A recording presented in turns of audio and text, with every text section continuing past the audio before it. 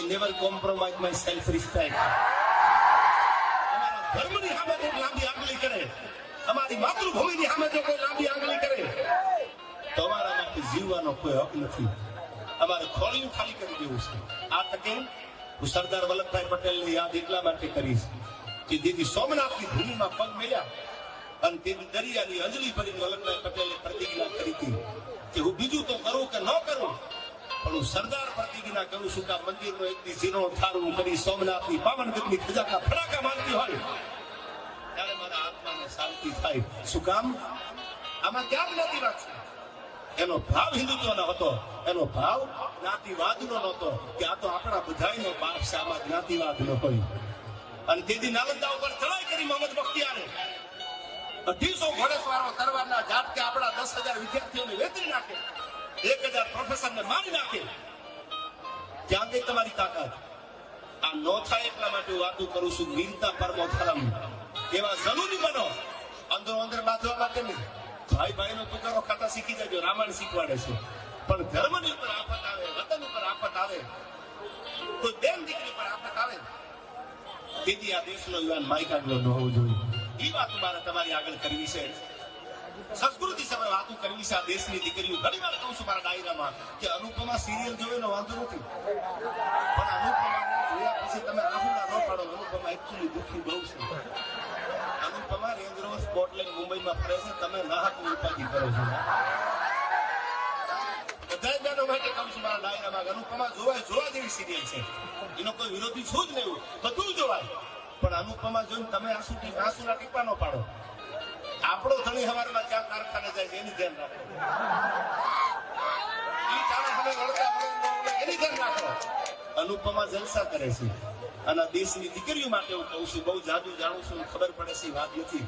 સાંભળેલું આમાંથી ભણેલા ગણેલા દીકરીઓ હોય, બહેનો હોય, એને કહું છું, વેલ એજ્યુકેટેડ થઈ ગયેલા હોય એને કહું છું કે ક્યારેક શિવાજીના હાલડા સાંભળજો યાર.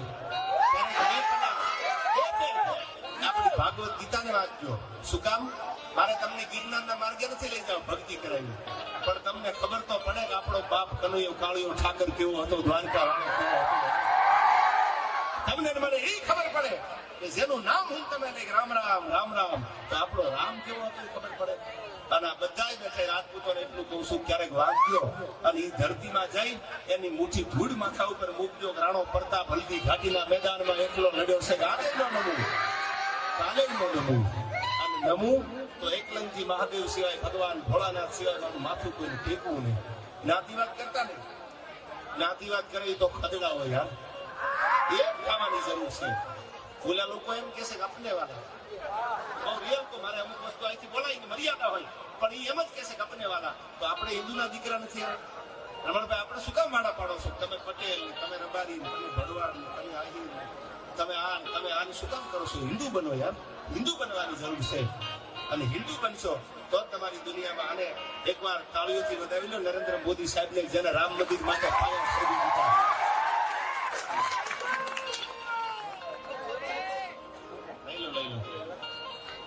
એટલે મોદી સાહેબને પણ હું કોઈ રાજકારણનો માળા નથી પાછો. ભાજપમાં, કોંગ્રેસમાં, ગામમાં, અને તમારી કૃપા છે તમે લડી લેવાનું છે તેની જરૂર છે.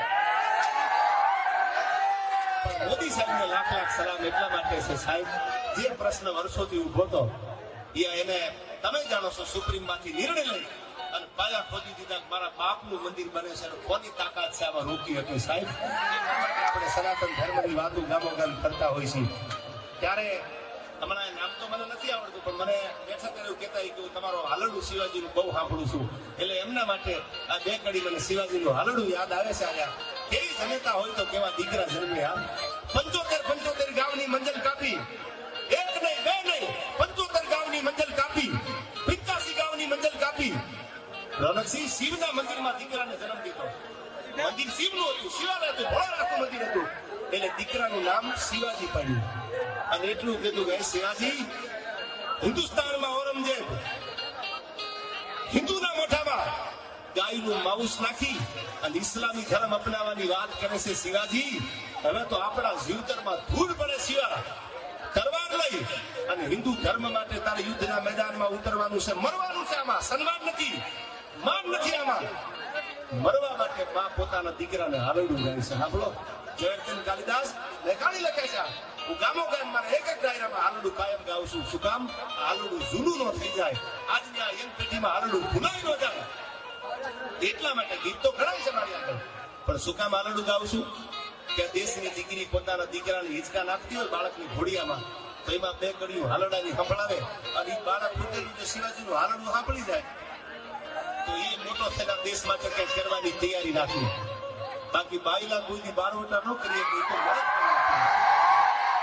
એટલા માટે હું કહું છું અહીંયા શિવાજીના હાલડાની મને બે કડીઓ યાદ આવે છે પણ તું જો તારા મનને રાધા માનતી હો તો હું શ્યામ છું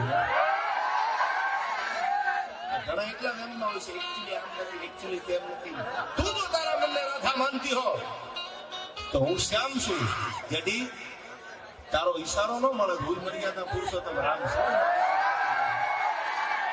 પણ તમન્નાઓ की महफिल तो हर कोई सजाता है यार पूरी तो उसी की होती है जो तकदीर लेके आता है तमन्ना की महफिल तो हर कोई सजाता है સવારમાં મજૂરી દે ને ટિફિન લઈ એના સપના ઊંચા જ હોય છે કે સાલું 1000 કરોડ અંબાણી વાપરી નાખ્યો લગ્નમાં તમે નજર તો કરો કમાતા પેઢીઓ ખપી જાય એ બધાની તમન્ના હોય પણ પૂરી કોની થાય જેના ભાગ્યમાં હોય જો તકદીર લેકે આતા હૈ જરા નસીબમાં હોય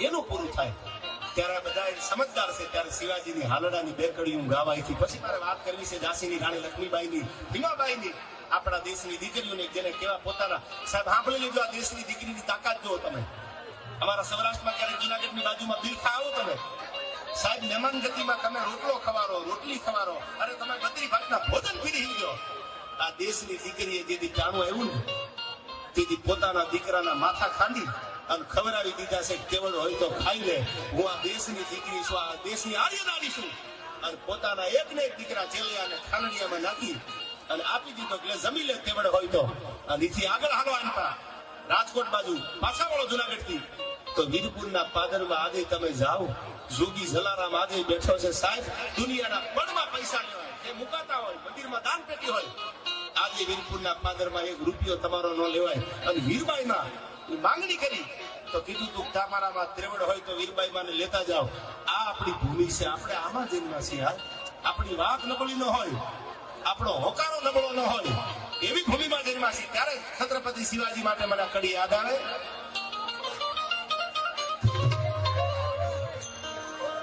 કે ધન કુખ જીયા બાલની શિવાજી જન્મ તલવાર કેરી હર પર હિન્દુ ધર્મ રાખો હતો પડકાર કરતી તું તને મરજે શિવા મેદાનમાં મારા દેશની આર્ય રમણી અમર છે ઇતિહાસમાં સાંભળજો એક માં પોતાના બાળકને પૂછે બેટા તને માર્ગ દેખાડું પણ ધર્મનો માર્ગ દેખાડું મરવાનો માર્ગ દેખાડું પણ આપણી ધરોહર આપણા ઇતિહાસની જોજો કોઈ યવનોના દળકટક આવી અને આપણી માતૃભૂમિને રંજાડે નહીં આપણા હિન્દુ ધર્મ ઉપર કોઈ કાફર મીટ ન માટે એવું હાલડામાં જીજાબાઈ કહે છે બેદન કરવી મારે ગાવી છે ત્યારે કે જીજા ભૂમાવું